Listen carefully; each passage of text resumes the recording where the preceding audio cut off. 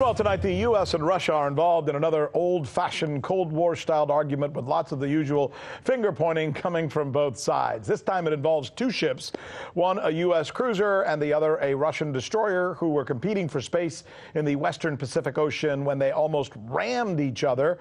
There's the photo. We're going to do a deeper dive on this story in just a moment, and we're going to share some of the video of the incident with you as well. Now, by the way, this is happening about the same time that the U.S. and Russia's treaty relationship is falling apart, and maybe the worst it's ever been. Vladimir Putin has stressed that the U.S. is shaking the framework of international relations with its withdrawal from arms limitation treaties. Here is Yulia Shapovalova.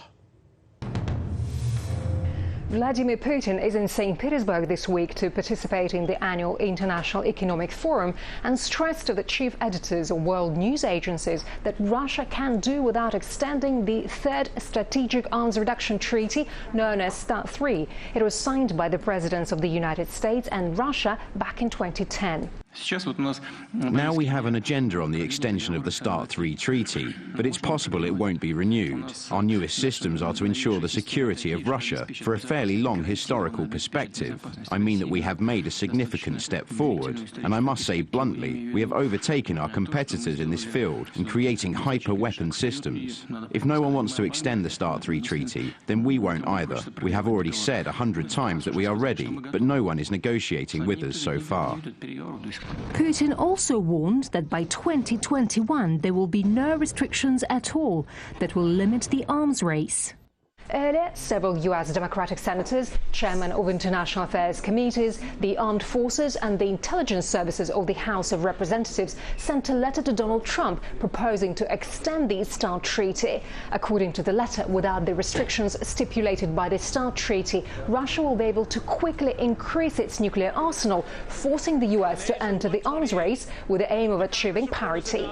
The letter also expressed an opinion of the White House administration that the current START treaty does not cover all of Russia's potential nuclear weapons.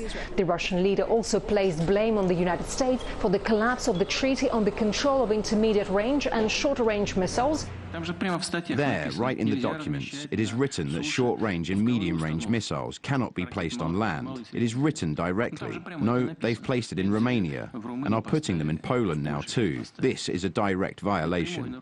The US leadership and NATO last year directly accused Moscow of destroying the INF Treaty over the past few years, when Russia, as they say, developed and put into service a missile in violation of it.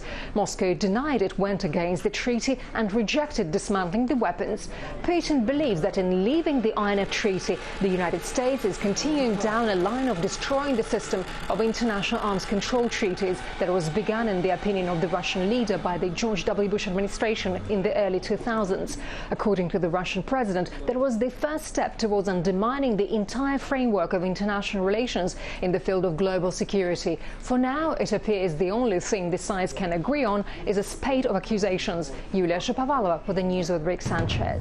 Thank you so much, Julia, for that report. Now to the near collision on the high seas, and we want to share this video with you, and we'd like to also get your feedback on this as well. Here is the altercation. What you see there, two naval ships sailing in each other's wake for several minutes. Now, does it look like a provocation, or is it a sail-by? Two navies trying to salute one another, or trying to attack each other, as one side seems to be saying. Now, the video shows the Russian destroyer from the vantage point of the USS Chancellorsville, which is a guided missile cruiser based in Japan. And you can see the video as it turns. This is from the vantage point of the U.S. ship. The two ships are said to have come within somewhere between 50 to 160 feet of one another. Russian and U.S. reports differ, as you might imagine. Both are blaming one another. But what is interesting is the Russians say it happened in the East China Sea, while the Americans say it happened in the Philippine Sea. That's why we put this map up. See the two yellow dots there? As you see the map, you can get a better reference, as you can tell as well. Neither one of these countries actually is in territorial waters there, because this would be perhaps more akin to Chinese territorial waters, if anything. As often happens with these types of stories, it becomes a case of he said, she said. And, of course, both military spokespersons are defending their sailors. If there's any more verification, any more information on this story, we will obviously bring it to you immediately. Meanwhile... I'm Rick Sanchez. You found us on YouTube, and that's awesome. But you know what? I'm also live every night at 7 and 8 p.m. Eastern on DirecTV and Dish and cable and satellite, the RT app, and Pluto TV. I'll see you there.